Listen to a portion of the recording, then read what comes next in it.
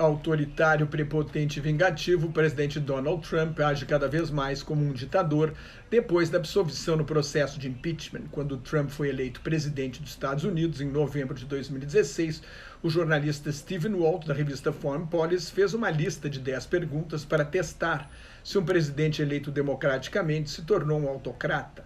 Ontem examinei as 5 primeiras questões: a liberdade de imprensa, a criação de sua própria rede de meios de comunicação, a politização do serviço público, das Forças Armadas, da polícia e das agências de inteligência, onde acendeu uma luz vermelha para Trump, o uso dos serviços secretos para perseguir adversários políticos, o que Richard Nixon fez e Trump não, e o uso do poder do Estado para beneficiar aliados e punir adversários, o que Trump claramente fez nos últimos dias, interferindo em processos criminais para livrar amigos. Trump rodou em 3 dos 5 critérios examinados ontem. O 6º teste da democracia é se o presidente usa seu poder para mudar as tendências da Suprema Corte. Trump nomeou 2 juízes conservadores, inclusive o polêmico Brett Kavanaugh, acusado de violência sexual na juventude durante as audiências de confirmação no Senado. O presidente americano se gaba de ter indicado 192 juízes federais conservadores. Os 2 novos ministros da Suprema Corte acreditam que que o executivo deve ter poderes amplos. Trump usa as nomeações para o judiciário para garantir o apoio dos evangélicos interessados em proibir o aborto nos Estados Unidos.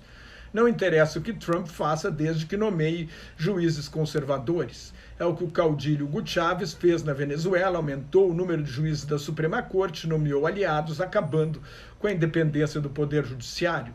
Trump não chegou a tanto porque não tem poder para mudar a Constituição americana.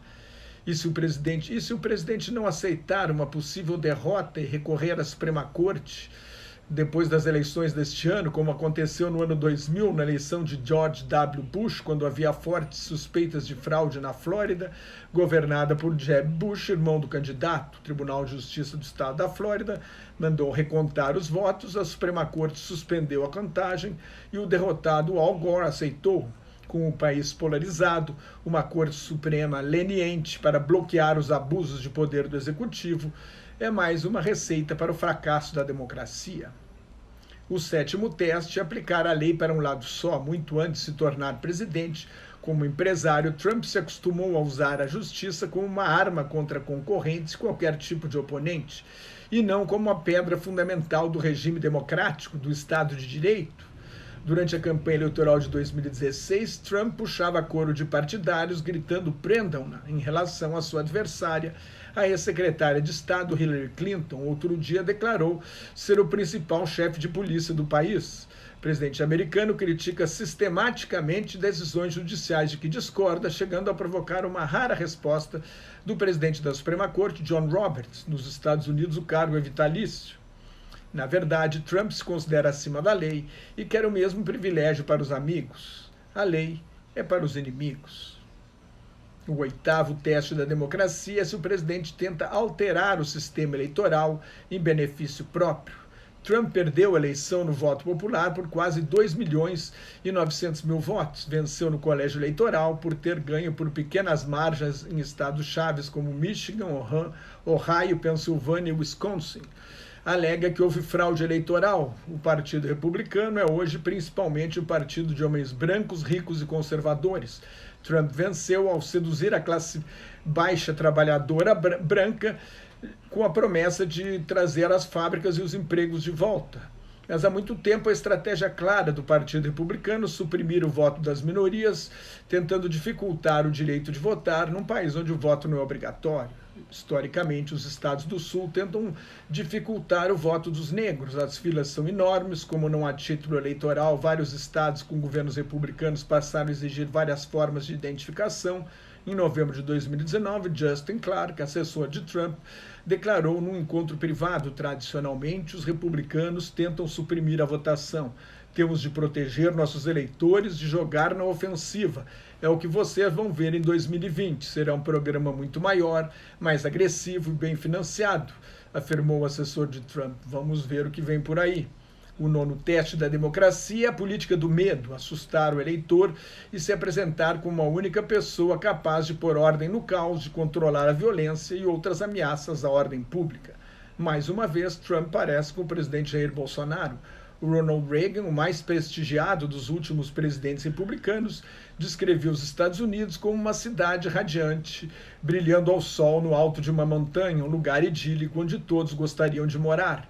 Trump apresentou o país como um lugar sombrio e perigoso, infestado por criminosos, terroristas e imigrantes ilegais, que chamou de assassinos, traficantes e estupradores. Em realidade, a criminalidade diminuiu nas últimas décadas e a maioria dos crimes não é cometida por imigrantes ilegais, como o presidente gosta de insinuar. Trump acusa a oposição democrata de querer abrir as fronteiras dos Estados Unidos, o que é uma mentira e um absurdo. O presidente não dá importância ao terrorismo dos supremacistas brancos e neonazistas responsáveis pela maioria dos atentados hoje nos Estados Unidos. Com o recuo estratégico, hostilidade com os aliados e o fracasso nas negociações para desarmar o programa nuclear da Coreia do Norte, Trump enfraqueceu a posição dos Estados Unidos na Ásia. Até mesmo desviou dinheiro do Departamento da Defesa para construir um muro na fronteira, que disse que o México pagaria. O 10º teste da democracia é se o presidente demoniza a oposição. Ataques ferozes, degradantes, irresponsáveis e inverídicos, quando não flagrantemente mentirosos, são parte do manual de Trump e de seu aliado Bolsonaro.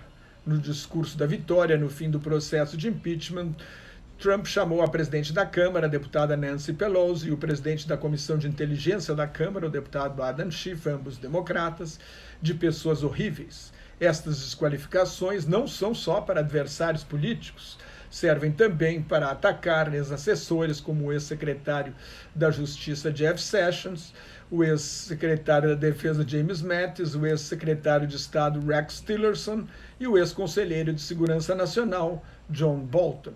O presidente só aceita quem lhe oferece lealdade pessoal sem limites.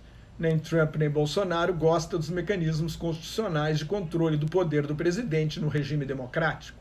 Dos 10 critérios, Trump ficou abaixo do esperado numa democracia em 8. Foi reprovado em liberdade de imprensa, politização da máquina pública, usar o poder do Estado para beneficiar amigos e punir inimigos, politizar a nomeação de juízes, aplicar a lei de modo diferente para amigos e inimigos, interferir no sistema eleitoral, usar a política do medo para assustar o eleitorado e se apresentar como o salvador da pátria e demonizar qualquer oposição. Bolsonaro não fica atrás, o autoritarismo dos dois é inegável.